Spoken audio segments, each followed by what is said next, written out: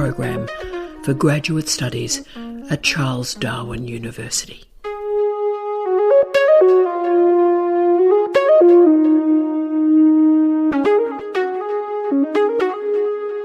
Hello, I'm Tara Brabazon, and I'm the Dean of Graduate Studies at Charles Darwin University.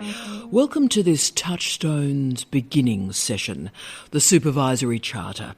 Before I tell you about the Charter, let me tell you about why it matters. And to show you this, I'm going to start with a student's story. I was speaking with a student at an exit interview. She'd signed out of the program, left the program, and was just another student being added to the international attrition levels. And I see students at the end of their candidature, and I do that. These are not pleasant conversations, but I do it to give the student the space to express themselves, but also to give us an opportunity to learn what went wrong. And this student was crying, a woman in her late 60s, just devastated. Her supervisor had told her that the thesis was not a thesis, there was no research there, she should just retire. She was in paid work while she was completing a thesis, and she'd been in paid work for 40 years. So she was sick of fighting and withdrew from the program. But the research was still meaningful to her, which sort of explained the tears. And I asked to read the thesis, and it was clear that it was remarkable research. It was soft, but soft in terms of meaningful and gentle, and certainly not soft with regard to rigour. And of course this student then re-enrolled and within 2 months submitted her thesis. But as always in these cases, the story doesn't end here. This thesis was returned with a AA, passed without correction, from 2 of the best scholars in the world. The student was nominated for a Vice-Chancellor's Award and won it. But the question remains, what happened with those supervisors? How had they misread this thesis so profoundly? Indeed, upon being informed that the student submitted the thesis and received a AA, the former supervisor stated to the student, quote, "Well, it looks like you can retire now." End of quote. Okay, so this is a story about assumptions about students, about doctoral education, success, research and quality. So from this first lens, let's talk about the CDU Supervisory Charter. The Supervisory Charter is probably the most important intervention I've made in higher degrees. We recommend that students and supervisors not only sign the thing off, but print it out and base their first meeting around it. Higher degrees go wrong when assumptions and expectations are not expressed and managed. The Charter expresses and manages assumptions and expectations. What the Charter does is lists rights and responsibilities of students and supervisors. So timely completions, feedback, ethics, personal and professional relationships, publishing, all the variables, the bread and butter of daily and weekly supervision are discussed. The reason for the Supervisory Charter is to provide a benchmark and frame for supervisory relationships. These can be good, bad or indifferent. Therefore, before students are involved, as a supervisor, meet with your other co-supervisors and explore how the supervisory team will be negotiated. And after the tasks and the relationships have been explored, that's when we start to talk about workload. Now, if both supervisors are meeting with the student weekly and reading the written work, then the workload should be 50-50. If the associate supervisor never sees the student and offers occasional advice, then it might be 5% of the workload. The other way to organise supervisory workload, which I enjoy a lot, can I say, is to revisit it semester by semester. This is very important in the applied social sciences and clinical research as well. So if a supervisor is there for a specific methodology or technique, or expertise on a particular slice of literature, and that's being particularly worked on in one semester, then they receive the bulk of the workload for that semester. And then after that work's done, they reduce back down again and perhaps only really return to have any role at the very end. So all these strategies work. But without speaking the words and making sure it's all codified through the Supervisory Charter, resentment festers. So the Supervisory Charter is about transparency and accountability. That document is a great way to commence your first meeting with your student. It covers pretty well every possible issue that may emerge in the candidature and also provides a frame around the relationship. I always say that the root cause of a student leaving a PhD program is that their assumptions and the assumptions of the supervisor have never been shared with the other party. Successful supervisory relationships express those assumptions and negotiate a series of rules and expectations that both parties are happy with. The dream for me is that academics have a supervisory philosophy and it's shared with students. You explain to your students why you supervise. Why is it meaningful for you? And that's why at the mandatory training for supervisors at CDU, one of your assignments is to write your supervisory philosophy. That exists in the hope that you share it with your students. If you share that document with your students, it explains why you're doing this. But the key is you need to know why you're doing this first. And the supervisory charter ensures that supervisors are prepared to enable a student's candidature. The tragedy of supervision, which is replayed every single day in universities around the world, is the supervisory method of homology. So we supervise as we were supervised, or even worse, we supervise as we think we were supervised. But the world has changed. Universities have changed, and they've changed radically since we completed our PhD. The widening participation agenda has worked, globalisation has worked, the digital doctorate program is in place. And at CDU, our students are starting at an average age of 44. Therefore, the young student straight from an honours program and on scholarship is a minority of a minority of a minority of a minority of our students. Yet so many structures and assumptions of supervision are organised and based on this minority of a minority of a minority of a minority, because the evil twin of homology is the deficit model of teaching and learning. This model of learning starts with the ideology that a student, indeed a particular sociological group of students, are incomplete, lacking when they enter education, and therefore they require a teacher, a master, to make them whole and to bring them to knowledge. The deficit model particularly impacts and is actioned on the students who are different from the supposed norm, and those students that are different from the norm must be corrected for their deficiencies. The deficit suggests that something is wrong with the student and that there's a normal way of doing a PhD.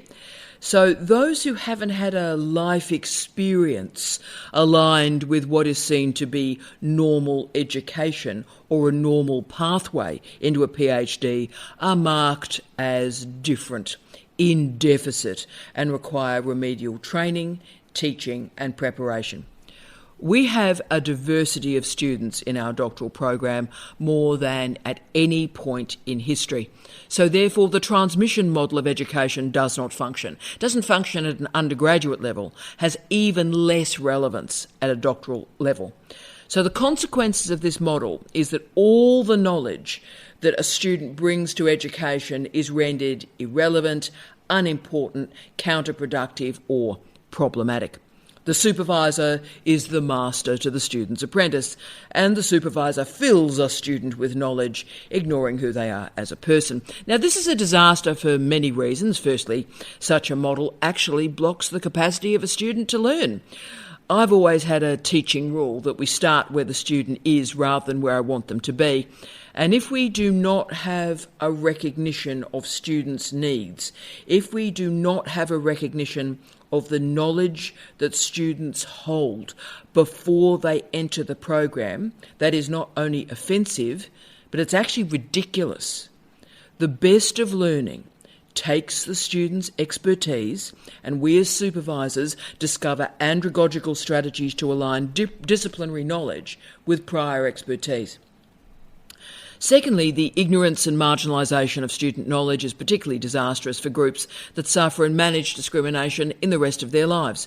Indigenous students, students of colour, international students, students with a disability, women, gay, lesbian, bisexual, non-binary identifying, transgender students, and students of differing ages. Those assumptions of learning, those assumptions of supervision can result in heteronormative, procreative, colonial, white, English-speaking, ableist, misogynistic behaviours, that not only squeeze out alternative views, but squeeze out most of the population. Barbara Lovett, in Leaving the Ivory Tower, The Causes and Consequences of Departure from Doctoral Study, showed that 50% of the students that start a doctoral program don't gain a degree, and every thesis and every student is still isolated as an individual failure. Lovett describes, quote, the invisible problem, end of quote, of students who leave the program. But this invisible problem is actually caused by the deficit model of doctoral education, because the attrition rate of women and racial minorities is higher than that of white men.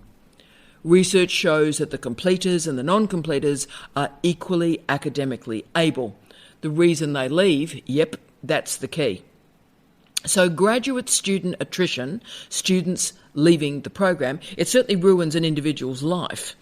But the solution that most universities implement is that they assume that attrition is caused by bringing the wrong students into the program. So if we could just get admissions right, then fewer students would leave the program. Wrong. As selection has got more prescriptive, the attrition rate has increased because the institutional supervisory strategies have not changed. We maintain a deficit model.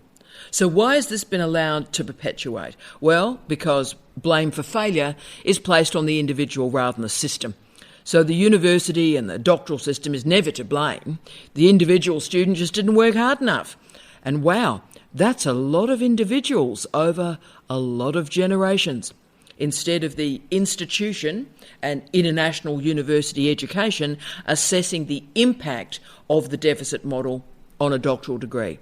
And of course, what happens is the students blame themselves, they're not good enough, all the stuff students report to me and the qual quant literature reveals, stress, feelings of inadequacy, imposter syndrome, health concerns, particularly mental health concerns, all of the stuff emerges. All these characteristics from students are proxies that a deficit model of supervision is in place. How do we create a culturally, socially and intellectually safe space in doctoral education? The key first issue is to critique the notion that a supervisor is God, deity, keeper of all knowledge, Yoda. Students are not writing their thesis for us. They're not writing the thesis for supervisors. The one truth we can guarantee is supervisors will not be examiners. So we need to remember, following on from Biggs, that, quote, learning is a way of interacting with the world, end of quote, not your supervisor's way of interacting with the world. Therefore, supervisors to help students learn must first understand a student's world and then connect that understanding of the world with disciplinary expertise and the standards of a PhD. The Supervisory Charter provides the scaffold through this process. Think about the impact of removing the deficit model of supervision. We can recognise the great ability that our students bring to knowledge. So I started this Touchstone with a story, and I'll finish with one. My late husband, Professor Steve Redhead, supervised what we believe is the first transgender PhD student in the world 30 years ago. This student researched and proposed new laws for England and Wales to guarantee the rights of transgender people. This student changed the law, changed the world through his PhD, but he also had to suffer incredible abuse, and so did his family. Excrement was fed through his letterbox, his tyres were slashed, his partner was ridiculed in the street. Now we, as supervisors, can pretend that this is supervision as usual. We can suggest that the student is in deficit and that what's happening in the rest of his life is irrelevant. Or we could recognise the gift that socially diverse students bring to knowledge, but also the prejudice, discrimination and challenges that many of our students confront simply to complete their research. If we create a more fluid understanding of learning, research and supervision, then knowledge can be transformed. Good supervision is more than the transmission of knowledge. It is supervising the whole person, listening, and creating a bespoke and customised pathway through the PhD. I'm not undermining or undervaluing excellence. My whole life, my whole professional life, has been based on maintaining standards of excellence. But I am suggesting that we can maintain standards without standardisation. There is some nonsense circulating, particularly in university leadership, that women, students with an impairment, students of colour, trans students, Indigenous students will inevitably have a longer candidature. And you see, that's not only offensive, it's oppressive. It is perpetuating the deficit model of teaching and learning. You see, all students deserve the right to finish their theses quickly so that they can get on with their lives, rather than live other people's narratives that those students that are different will inevitably take longer, that the deficit model of teaching and learning will be sustained.